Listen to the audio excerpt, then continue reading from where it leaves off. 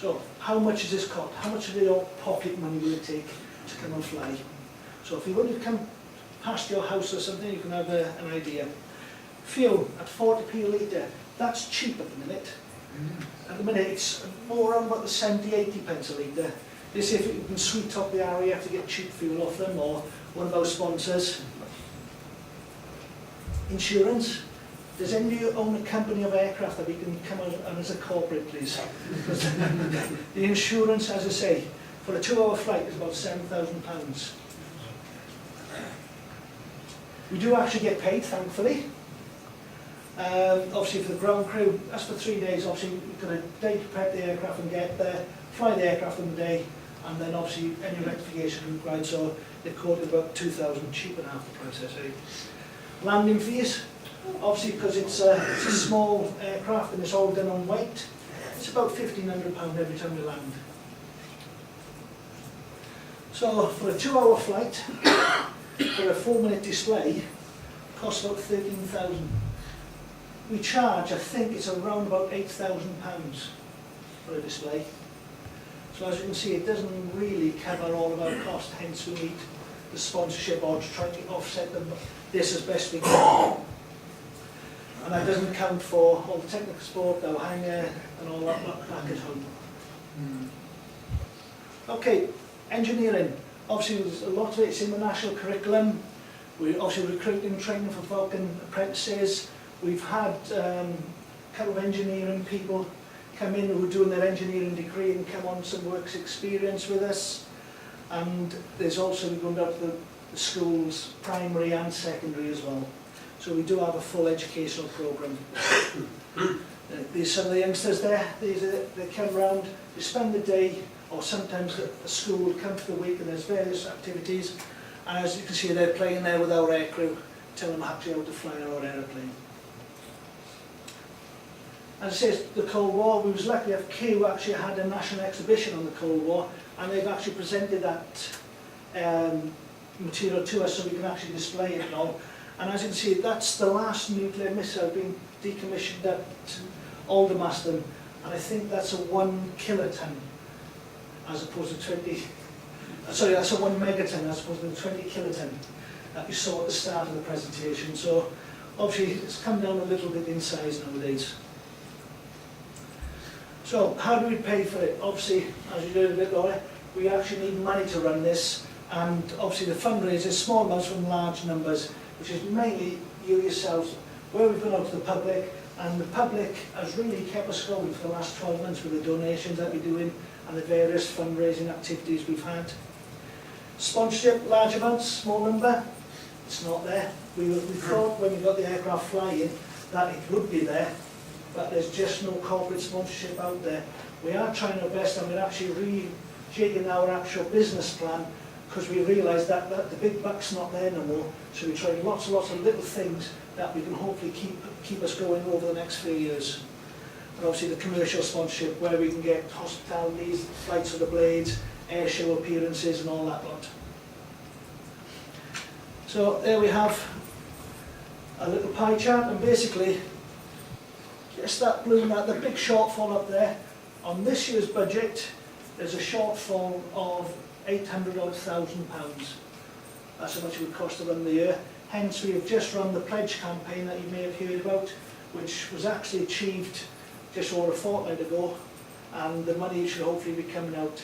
Now this money then, as long as we can get this money in, you should be able to get through the rest of this season and actually display to the aircraft. So if you haven't pledged, please do, because it's still open, or kindly donate. Obviously, it's the economic conditions. We do have a website, and what we've got there, if you click on the news and drop down for flight operations, it'll give you where we're hoping to display this year. If you click on the news and go to engineering, I write a monthly engineering update, and I've been writing that now for the last 2 years, so you can actually go back to the beginning and trace us through through all the functionals and through all the setups and find out what's going on. And there's obviously the stories, there's pictures and videos and all that up there.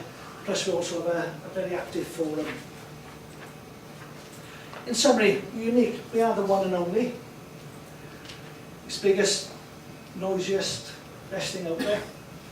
And it's ground restoration, all that, because we're actually bringing in the education, and we're hoping to actually educate people into engineering, not just aviation, but into engineering, because obviously engineering is struggling with the youngsters nowadays. Obviously, it's recognised by getting a grant of 2.7 million, and it's telling the Cold War story. But obviously, we need the funding to keep going. We are trying our best to go. There's various publicity. Every bit of item that you buy from us or donation keeps us going that bit longer. And the slogan that we have is honouring the past and inspiring the future. Are there any questions? Do you still keep it Buntingthorpe? It is still at Buntingthorpe at present, yes. But for how much longer, I'm not too sure. Do they still use it as a car test track as well? To fly the aircraft, I've got to, it's also the car storage. To move the aircraft out, the last time we had to move about 400 or 500 cars. Once we moved them, there was about 120 lorries I had to move. We needed 20 volunteers to come in to help us move and do all the bits and pieces. We then had to do a FOD plot of the runway, tow the aircraft out, put it out of the way, then they reopened the track and they were driving round and round until I started my engines.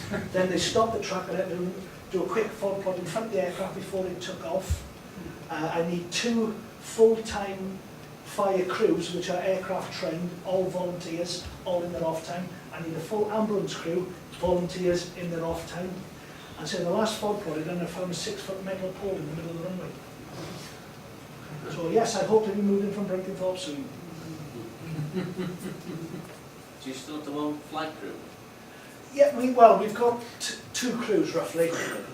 We have 4 pilots and 2 AEOs, so we do have sort of two crews. Although it was one of the pilots, Dave Thomason, has now retired this year, but we have another one, Bill Perrings, who's a Virgin captain. He's coming on board this year, so he will be training up and flying with us this year. So roughly 2 crews.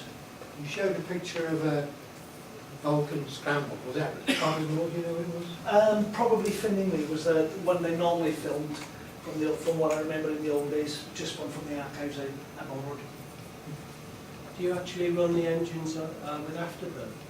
There is no afterburn on these are just turbofans. Well, I remember, I think it must have been that one I saw at Valley some years ago. I think it was actually its last display. I could have sworn it actually had afterburn on there. No, the Rolls-Royce Olympus 200 series engine, which is one we have fitted with the early models, they operated under 300, which gave it a bit more power when they had the blue steel missiles. And then they operate that, which is the 593, which is the Concorde engine, which didn't have the reed in it, and it was fitted to the Vulcan, but that was in the Bombay as a test bed. But no, we never had reheat on our engines. How many Vulcans were built in total? I think there was about 130 built in total, 120, 130 built in total, which were the prototypes, B1s and B2s.